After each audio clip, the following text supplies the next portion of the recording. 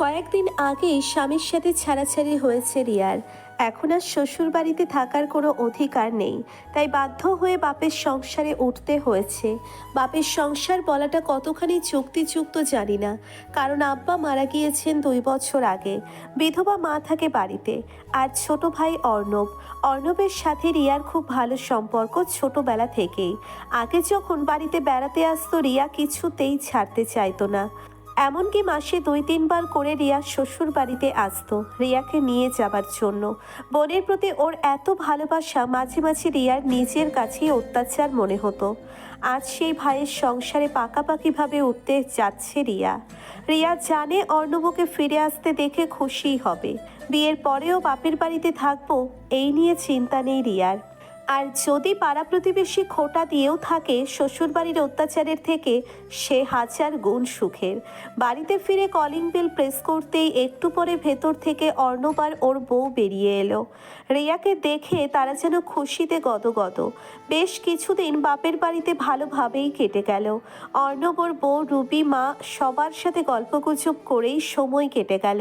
কিন্তু হঠাৎ করে একদিন রিয়া বুঝতে পারল রুবি ভাইয়ের সাথে আড়ালে কোনো একটা বিষয় নিয়ে প্রায় ফিসফিস করে কথা বলে। ভাইও সারাক্ষণ ওর সাথে আড়ালে কি এত কথা বলে জানে না রিয়া। এতদিন এই বাড়িতে নিজেকে বাড়ির মেয়ে বলে মনে হলো, আজকে কেন জানি মেহমান মেহমান মনে হচ্ছে। ওরা রিয়ার সাথে অদ্ভুতভাবে মেহমানের মতো আচরণ করা শুরু করলো। বাপের বাড়িতে অবস্থানের দিনের সংখ্যা যতই বাড়তে থাকে ততই যেন সবার থেকে দূরে সরে যাচ্ছিল রিয়া। অর্ণব, রুবি আর আগের মতো মন খুলে কথা বলে না আমার সাথে। মাও ভালো করে কথা বলে না। আমার বারবার মনে হয় ওরা সবাই কিছু একটা বলতে চায় আমাকে, অথচ কোনো কারণে বলতে পারছে না। সবার এই অদ্ভুত ব্যবহার কিছুতেই মেনে নিতে পারছিল না রিয়া। রবির সাথে এখন আর আগের মতো কথা হয় না। সুযোগ পেলেই সংসারের অভাব অভিযোগ নিয়ে আলোচনা শুরু করে দেয়। রিয়াকে এক প্রকার বোঝানোর চেষ্টা করে ওরা অনেক অর্থ কষ্টে আছে। আজ এটা নেই কাল ওটা নেই, আমি নিজেও জানি না সারাক্ষণ এগুলোই কেন বলে রিয়ার সাথে। বাপের বাড়িতে ভালো থাকার জন্য ফিরে এসেছিল রিয়া, কিন্তু এতটা অস্বস্তিকর পরিবেশের ভেতরে পড়তে হবে নিজেকে কখনো ভাবতেই পারিনিও। দুপুরবেলা রিয়া নিচের রুমে শুয়ে আছে। হঠাৎ অর্ণবের কাশির আওয়াজ শুনতে পেল। রিয়া উঠে বসে। আপা আসবো? হ্যাঁ, আয় আয়। অর্ণব এসে রিয়ার বিছানার পাশে দাঁড়ালো। রিয়া ওকে বসতে বলে কিন্তু ও বসলো না। কি হলো, কিছু কি বলবি? হ্যাঁ, বলবো বলেই তো এসেছি। বলে ফেল তাড়াতাড়ি, খুব ঘুম পাচ্ছে আমার। তুমি কিছু মনে করবে না তো আপা? তুই এতটাও বড় হয়ে যাসনি, তোর কথায় মাইন্ড করতে হবে আমাকে। কি বলবি বল। বরাবরের অভ্যেসের মতো রিয়া ওকে একটু খোঁচা মেরেই বলল। কিছু মনে করবে না তো? কানের নিচে খাওয়ার আগে বল। তোমার কি দোলা ভাইয়ের সাথে কোনো ঝামেলা হয়েছে? হঠাৎ এই প্রশ্ন কেন? না, মানে তুমি তো কখনো এসে এতদিন থাকো না। রুবি বলছিল। রুবি কি বলছিল? বলছিল তুমি দুলা ভাইয়ের বাড়িতে কবে যাবে। সংসারের অবস্থা কেমন দেখতেই তো পাচ্ছ। অর্ণবের মুখের কথা শুনে যেন বুকটা মোচড় দিয়ে উঠল রিয়ার। ওর মুখ থেকে এটা শুনতে হবে জীবনেও ভাবতে পারেনি রিয়া। রিয়া ওর প্রশ্নের কি উত্তর দেবে নিজেও জানে না। এই সময়ে কি করে বলে রিয়া তমালের সাথে। রিয়ার স্বামীর নাম তমাল। ছাড়াছাড়ি হয়ে যাচ্ছে রিয়ার। যেখানে ওরা রিয়াকে শ্বশুর বাড়ি পাঠাতে চাইছে সেই জায়গায় যদি বলে ওই বাড়ির সাথে কোনো সম্পর্ক নেই, আর কখনো ফিরে যাব না, তখন কি পরিস্থিতির সৃষ্টি হবে। অর্ণব রিয়ার থেকে বয়সে অনেক ছোট। ওর সামনে আজ নিজেকে বড্ড ছোট মনে হচ্ছে রিয়ার। বড় বোন হিসেবে লজ্জায় মাথা নিচে দেখেই নিচু হয়ে আসছে। রিয়া কোনো কথা না বলে চুপ করে রইল। কথা বলছো না যে, কিছু বলো। আচ্ছা তুই যা, রাতে এই নিয়ে কথা বলছি আমরা। ঠিক আছে, তুমি যা ভালো মনে করো আপা, আমি গেলাম। এই বলে অর্ণব ঘর থেকে বেরিয়ে গেল। জানালার দিকে চোখ পড়তেই লক্ষ্য করে রবিও ওর সাথে বেরিয়ে গেল। তার মানে সেও এতক্ষণ জানালার বাইরে দাঁড়িয়েছিল আর স্বামীর মুখ থেকে করা প্রশ্নের উত্তরের অপেক্ষায় ছিল। রিয়া দরজাটা বন্ধ করে বিছানার ওপরে বসে পড়ল। খুব ভালোই বুঝতে পেরেছে রিয়া ওর জন্যে বাড়ির সবার খুব অসুবিধে হচ্ছে, নয়তো সংসারের দুরবস্থার কথা কেন বলল অর্ণব। ওদের সংসার এতটাও অভাবের না যে একজন বাড়তি মানুষের জন্যে খুব প্রবলেম হয়ে যাবে। রিয়া যতদূর জানে এই সময়ে হাতে কোনো টাকা পয়সাও নেই যে অন্তত একটা বাসা বাড়িতে গিয়ে থাকবে রিয়া। স্বামীর বাড়ির দরজা চিরদিনের জন্য বন্ধ, সেখানের শত অপমান লাথি ছাটা মুখ বুজে সহ্য করে নেওয়াটা রিয়ার কাছে দুধে ভাত ছিল। কিন্তু বাপের বাড়িতে ভাইয়ের সামান্য একটা কথা কেন অহমে লেগেছে আমার জানি না। হয়তো এটাই আপন আর পরের ভিতরে পার্থক্য। মানুষ সত্যিই বলে আপনজনের কাছে অপদস্থ হবার থেকে লজ্জার আর কিছু হয় না। এই মুহূর্তে নিজেকে বাপের বাড়ির এক আগাছা মনে হচ্ছে রিয়ার। ভাই, তার বউ, এমনকি মায়ের আমার প্রতি করা পরের মতো ব্যবহার কিছুতেই মেনে নিতে পারছে না ও। অন্যদিকে স্বামীর কাছে ফিরে যাবার রাস্তাও বন্ধ। নিজেকে মাঝ নদীতে স্রোতের মাঝে তলিয়ে যেতে থাকা এক নৌকার মতো মনে হচ্ছে। কি করবে কিছুই বুঝতে পারছে না রিয়া। একটু পরে হঠাৎ রিয়ার একটা কথা মাথায় আসলো। মায়ের ঘরে কতগুলো হাই পাওয়ারের স্লিপিং পিল দেখেছিলাম। হ্যাঁ ঠিক, এখন এগুলোই হতে পারে ওর সকল দুশ্চিন্তা চিরতরে মিটিয়ে দেওয়ার একমাত্র উপশম। রিয়া আর দেরি না করে ওর মায়ের ঘরে গেল। এরপরে ড্রয়ার থেকে পিলগুলো হাতে নিয়ে রুমের বাইরে বেরিয়ে গেল। রিয়া পিলগুলো নিয়ে নিজের ঘরের দিকে ছুটে আসে। একটা গ্লাস পানিতে পরিপূর্ণ করে পিলগুলো নিজের গলার ভিতরে চালান করে দেবে। ঠিক তখন কিছু একটা ভেবেই থেমে গেল রিয়া। না, নিজের জীবনটা এত সস্তা নাকি যে আমি এইভাবে শেষ করে দিব? এটা হতে পারে না কিছুতেই। আমি এত সহজে হার মানবো না। নিজেকে বাঁচানোর আর একটা প্রচেষ্টা করতে হবে আমাকে। এইভাবে নিজেকে শেষ করে জাহান্নামের আগুনে পুড়তে চাই না। এই ভেবে রিয়া ওর ফোনটা হাতে নিল।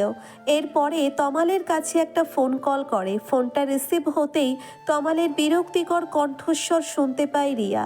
তমাল ওকে বলতে শুরু করে, কি ব্যাপার, কল করেছো কেন? এই কয়টা দিনেই তোমার বিরক্তির কারণ হয়ে গেলাম আমি? বাহ, কি ভনিতা করছো? যা বলার স্পষ্ট করে বলো। আমার হাতে সময় নেই বেশি, কাজ করতে হবে। আচ্ছা ঠিক আছে, বলছি। কাল আমি বাড়িতে আসছি। বাড়িতে আসছো মানে? কোন বাড়িতে আসছো? কোন বাড়িতে আবার? তোমার বাড়িতে? আমার বাড়ি তো। না, এই বাড়িতে এসে আর কোনো কাজ নেই তোমার। তাছাড়া তুমি তো চলে গিয়েছিলে, তাহলে এই বাড়িতে কি কাজ তোমার? আমি সংসার করতে চাই তোমার সাথে। কিন্তু আমি যে তোমার সাথে সংসার করতে চাই না। না, তুমি এটা বলতে পারো না। আমি তোমার বউ, তোমায় আমার সাথে সংসার করতেই হবে। তাছাড়া আমাদের এখনো ডিভোর্স হয়নি। বাড়িতে আমার বিয়ের কথা চলছে। স্বামীর মুখ থেকে এই কথা শোনার পরে যেন মাথায় বাজ পড়ল রিয়ার। ও উদ্বিগ্ন স্বরে তমালকে বলে, কি বললে? তোমার বিয়ে?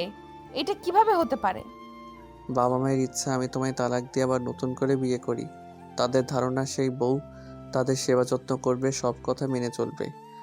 আমি কি তোমার বাবা মায়ের সেবা যত্ন করি না? তাদের কথা মেনে চলি না? দেখো, এত কিছু জানি না।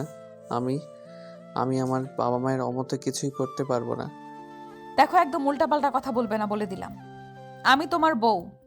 আমায় ছেড়ে অন্য কাউকে বিয়ে করতে পারো না তুমি, কিছুতেই না। আমি আগামী কালকেই আসছি তোমার বাড়িতে। এই বলে রিয়া ফোনটা কেটে দিল। পরের দিন বিকাল বেলা নিজের শ্বশুরবাড়ির উদ্দেশ্যে রওনা দেয় রিয়া। পৌঁছতে পৌঁছতে প্রায় সন্ধ্যা হয়ে গেল। বাড়িতে ঢুকে কারোর সাথে তেমন কথা হলো না রিয়ার। এসেই নিজের ঘরে ঢুকে পড়ল। নিজের ব্যাগ থেকে কাপড়গুলো বের করে আলনার উপরে গুছিয়ে রাখতে শুরু করলো। হঠাৎ নিজের কাঁধের ওপরে একটা হাতের স্পর্শ অনুভব করে রিয়া। ওর বুঝতে বাকি রইল না হাতটা কার। ধীরে ধীরে পেছনে ফিরে তাকালো রিয়া। তমালের হাত তখন রিয়ার ব্লাউজের ফিতার ওপরে। তমাল একে একে ফিতাগুলো খুলতে লাগলো।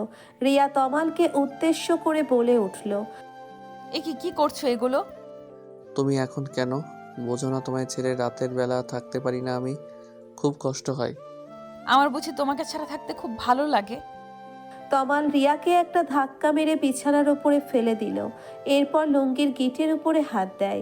অমনি লুঙ্গিটি খুলে মাটিতে পড়ে যায়। তমাল ধীরে ধীরে এগিয়ে আসে খাটের দিকে। এক টানে রিয়ার শাড়িটা টেনে খুলে ফেলে। এরপরে ওর শরীরের ওপরে ঝাঁপিয়ে পড়ে। একটু পরে রিয়ার চিৎকারের শব্দ শোনা যায়।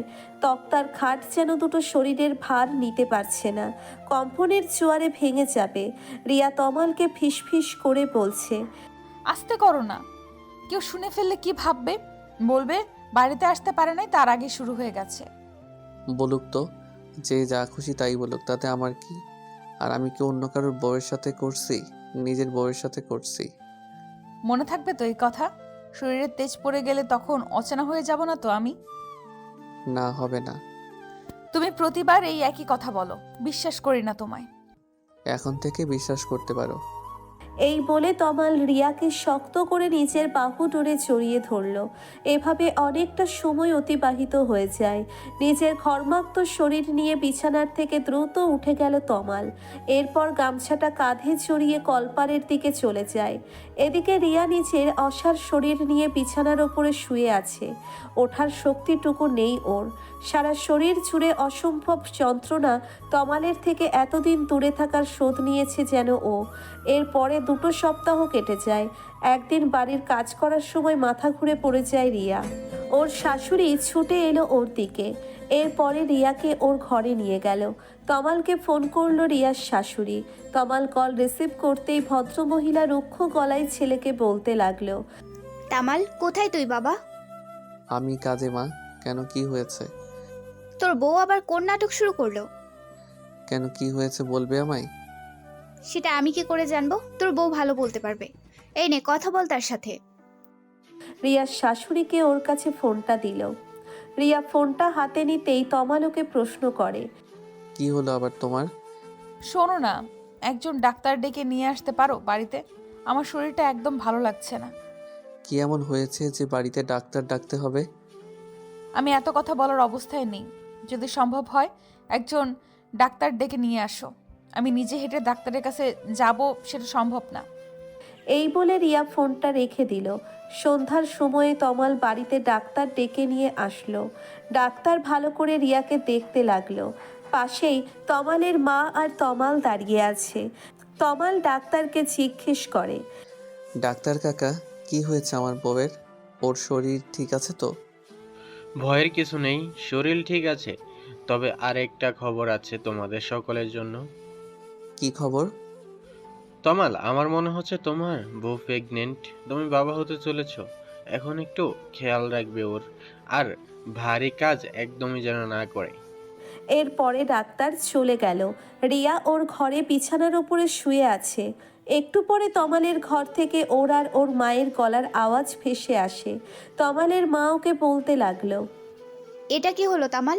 তোর বউ কার পাপের ফসল বয়ে নিয়ে আসলো এই বাড়িতে? মা, কি বলছো তুমি? আমার সাথে রিয়ার হাজারটা ঝামেলা থাকতে পারে, কিন্তু তার মানে এই নয় যে ওকে আমি চরিত্রহীন ভাববো। তোর মাথাটা কি একেবারেই গিয়েছে? মাথা কাজ করছে না নাকি? একটা কথা বল, বৌমা বাড়িতে আসলো মাত্র 2 সপ্তাহ। হ্যাঁ তো? আর ও এ বাড়ি থেকে বেরিয়ে গিয়েছিল 3-4 মাস আগে। এতগুলো দিন তোর সাথে ছিল না, নিজের বাপের বাড়িতে ছিল। তাহলে বাচ্চাটা এলো কোথা থেকে? বাচ্চার কথা শুনে তো আনন্দে নাচতে শুরু করেছিস। এই কথাটা ভেবে দেখেছিস একটিবারেও? না মা, আমি এত গভীরভাবে তো ভেবে দেখিনি। হ্যাঁ, সেটাই জানতে হবে তো। এবার তোকে ভাবতে হবে। আর কত বোকা হয়ে থাকবি? তোর বউয়ের কাছে জানতে চা, এই বাচ্চা সে কোথা থেকে পেয়েছে। যদি স্বীকার না করে তখন কি করতে হয় আমি ভালো করেই জানি। কি করবে তুমি মা? কি করব সেটা দেখতেই পাবি। আগে আমি যা বলছি তাই কর। এরপরে তমাল মায়ের ঘর থেকে বেরিয়ে আসে।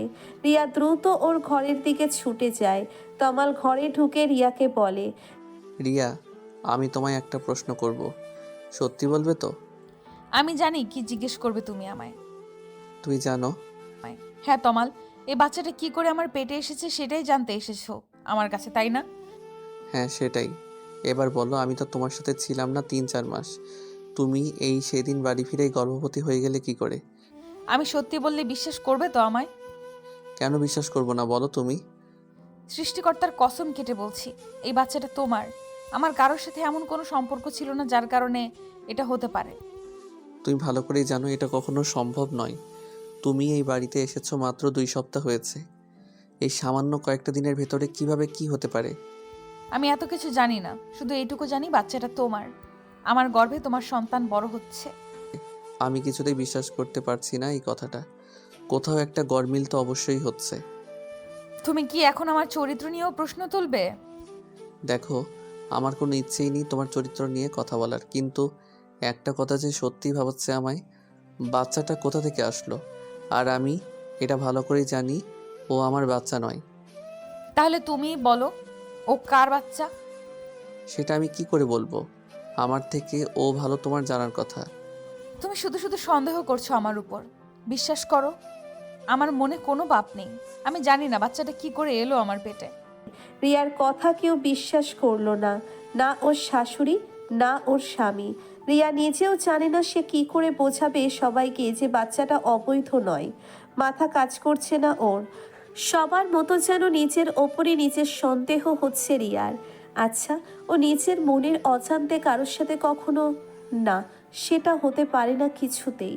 এক অদ্ভুত রহস্যময় সাগরে পতিত হয়ে হাবুডুবু খেতে লাগলো রিয়া, যার কোল কিনারা ও নিজেও খুঁজে পাচ্ছে না। এর 3 মাস পরের ঘটনা। একদিন রিয়া ওর স্বামী তমালের কাছে গিয়ে বলে, তমাল, আমার শরীরটা একদম ভালো লাগছে না, একটু ডাক্তারের কাছে নিয়ে যেতে পারো আমায়? তোমার বাচ্চার বাবা কে বলো? আমি কিছু করতে পারবো না। তাছাড়া আমার এত টাকা নেই যে অন্যের বাচ্চার জন্য খরচ করব। তমাল, আমার কথা বোঝার চেষ্টা করো। আমার কেন জানি না মনে হচ্ছে আমার গর্ভে কোনো বাচ্চা নেই, অন্য কিছু আছে আমার পেটে।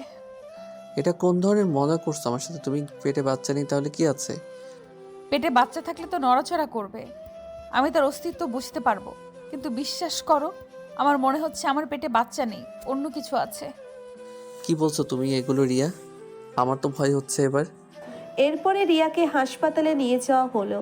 ডাক্তার ওর কিছু মেডিকেল টেস্ট দেয়। রিপোর্ট এলে মাধ্যমে জানা যায় রিয়ার পেটে কোনো বাচ্চা নয়, দুটো বড় বড় টিউমার বড় হচ্ছে। অনেক আগেই যার অপারেশন করা উচিত ছিল, কিন্তু বড্ড দেরি হয়ে গিয়েছে। অবশেষে রিয়ার অপারেশন করা হলো। অপারেশন থিয়েটারের বাইরে সবাই দাঁড়িয়ে আছে। একটু পর পর একজন ডাক্তার ভেতর থেকে বেরিয়ে আসলো। তমাল তাকে জিজ্ঞেস করে, ডাক্তার সাহেব, অপারেশন হয়েছে। আমার বউ কেমন আছে? দুঃখিত, টিউমার দুটো এত অস্বাভাবিক রকমের বড় হয়ে গিয়েছিল, আপনার স্ত্রীকে বাঁচাতে পারলাম না আমরা।